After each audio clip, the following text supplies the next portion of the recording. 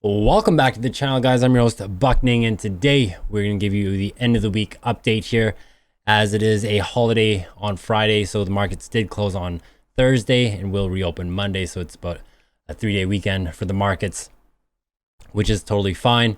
We will show you the buys we made at the end of the week here. We will update the dividend tracker. We'll also update and show you guys the performance and my thoughts on this portfolio's performance thus far.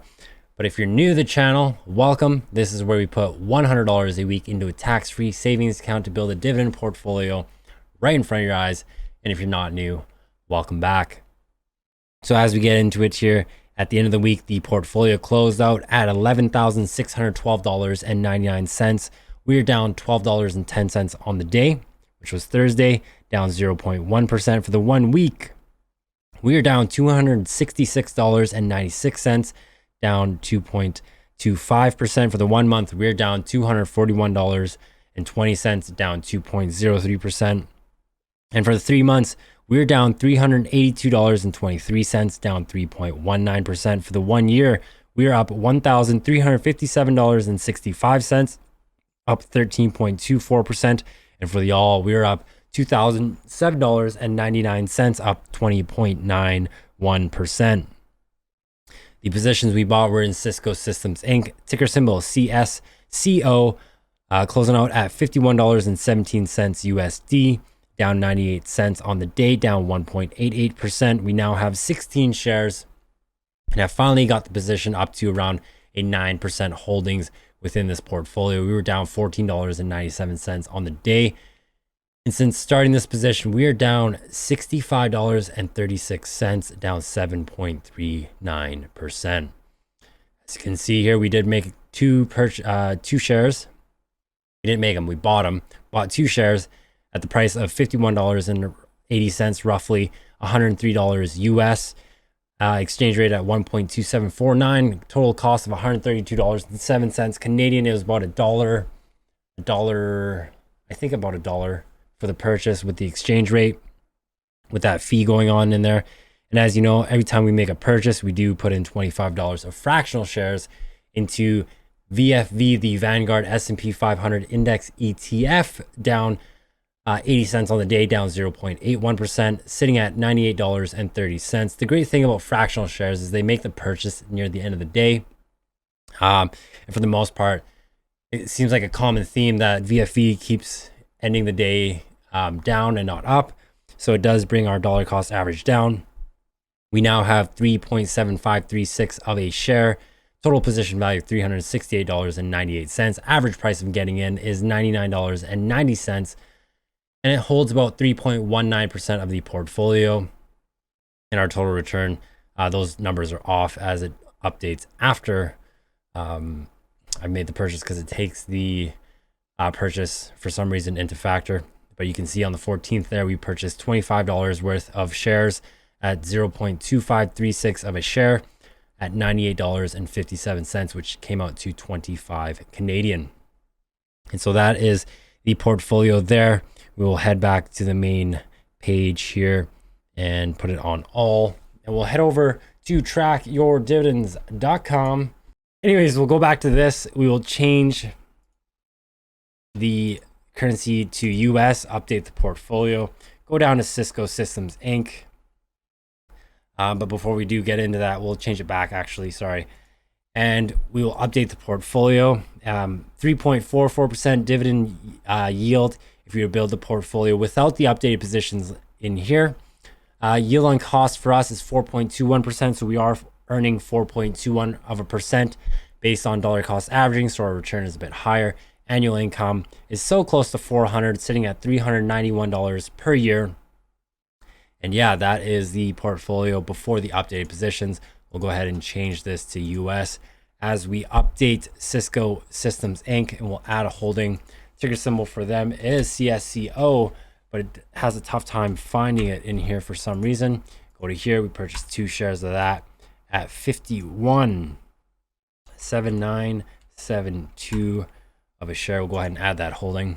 I'm not a share of the dollar. And as you can see here now, we have 16 shares of that. Price closed out at $51.17. Our average cost is $55.26. dividend yield of 2.97. We are earning less. So if you were to buy it today, you would have a bigger dividend yield and an annual income of 24.32. I don't know if that's US or Canadian, but I imagine it's US. So we'll change that over here to Canadian because we got to update the VFV position. So go ahead and add that holding as well. Ticker symbol VFV.TO. Vanguard S&P 500, 0.2536 of a share at $98.57. Go ahead and add that holding, and boom, updated. So portfolio with the updated positions here, you can see it 3.43%. If you were to build the portfolio as it stands, with the updated positions, yield on cost for us is 4.2%, annual income of $395. If we go down to Cisco Systems Inc., we are getting roughly $30.62. On the Canadian side, our yield is much higher than the dividend yield. So I guess the currency exchange does make a difference. We head down to VFV, we have 3 3.75 of a share. Our average price of getting in is $99.89. If you're to buy VFV today, you would get a slightly better yield than we are with the dollar cost averaging. We're getting about $4.13 per year from that. And we're about to break that 400. Hopefully next week we will. So $400 a year, and that's $400 worth of any kind of share going into the portfolio. But as we look at April 2022, we should be getting about $29 for this month. Excited to see that. And that is on Tracker Dividends. Now we'll head over to ShareSite, which is the tracker I use to track the performance of the portfolio with the updated positions already in there. As you can see 16 shares there. VFE at 3.75 of a share. And yeah, so capital gains down $89.25, down 0.77%. Dividends sitting at $108.75 roughly, at a performance of 0.93%. And currency gain, a little bit of that foreign exchange, $8.87 down, 0.08%. Our total return is about $10.63 on this portfolio, 0.09%. This portfolio is about to flatline. We were sitting a bit above it, currently at like 1.2% there, I think last week. But here we are continually putting $100 a week, regardless of what the price fluctuations do. And we are still in the black because we do not want to be in the red. But I'm thinking it might be inevitable, and that's okay. Because some people might be thinking now your portfolio is trash. It's not performing. Everything is red. Well, that is just the market. There's a lot going on. And market sentiment is just not there. And it's not like the past couple of years where there was some piece of news coming out every single day about crazy performances for companies. Now we're kind of in the era of decline or just flatlining your portfolio, losing all the gains that you made in the past couple of years if you started investing a couple of years ago in 2020, 21. And now we're in 2022, and we're finding that you can see this portfolio is flatlining, and some portfolios are going down in the red. The TSX is like 3.2% up or something like that. So if you do hold that, congratulations. But I'm not too concerned with the short-term fluctuations. The thing is, this is a dividend portfolio, and the only thing keeping this portfolio from dipping in the red, as you can see, if we head back to actually ShareSite, you can see the only thing holding us up above water is the dividends at $108.75, up 0.93%. And I think that says something when it comes to dividend portfolios. I know it's only like $30 a month currently with the dividends, but that stuff adds up. It's not a quick journey. It's not get rich quick. As they say, you can get rich quick, but you can get broke even faster. This is to create a passive income, and not a true passive income. I don't think there is anything that exists when it comes to truly passive income for doing nothing. But it is as close as it could possibly get. The cool thing about dividends is that eventually it will pay for your lifestyle. and your cost of living, and probably supplement your retirement for the most part. And the great thing is that even if inflation's sitting above 5% and everything, as long as you have dividends coming in, you have cash flow coming in from companies, and they increase those dividends typically almost every single year during their annual meetings, or even sometimes every other quarter in some cases. The thing is, if you're holding cash in your checkings account, you're losing buying power anyways. You already lost 5.7%. If you look at this portfolio, we are not down 5.7%. We're only up 0.09%. So we are still above water.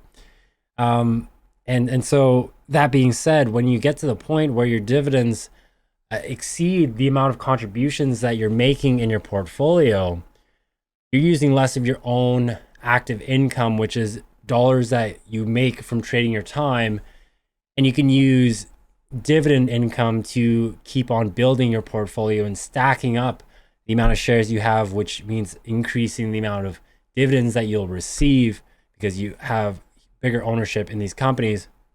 And then you can take that money after you've probably maxed out your tax-free savings account, or maxed out your RSP if you believe in your RSPs, or you have enough in a non-registered account, and you can take that income that is really now just your expense income and maybe deploy it in other places, like starting a business, deploying it in real estate. You can take a bit more risk with those sort of things, in my opinion, when it comes to investing outside of these stock markets. And that's the great thing about dividends. When you get paid dividends, they pay you for being in the market.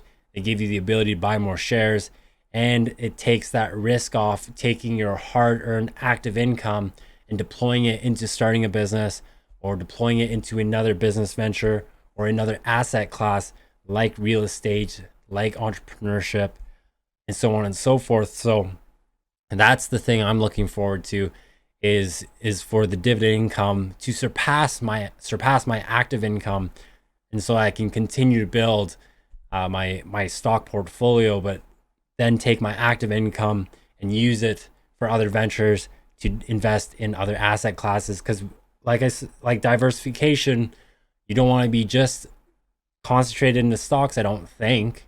Well, for me, myself, I don't, but I wanted a little bit of diversification. And if that means real estate, then so be it. If that means some sort of business venture, then so be it. But I'm sure that's down the road still, and not right away. And so other than that, guys, that's pretty much it for the video. Of course, this is not financial advice. I know people don't like hearing that, but it's not. It's just my opinion. I'm just a guy on YouTube building a dividend portfolio, showing you guys what I'm doing, and I'm not telling you what you have to do or need to do. It's nothing of the sort. It's just for entertainment purposes only. Have a great weekend. Don't forget to leave a like and subscribe, and have a happy Easter, and we'll see you in the next one. Bye.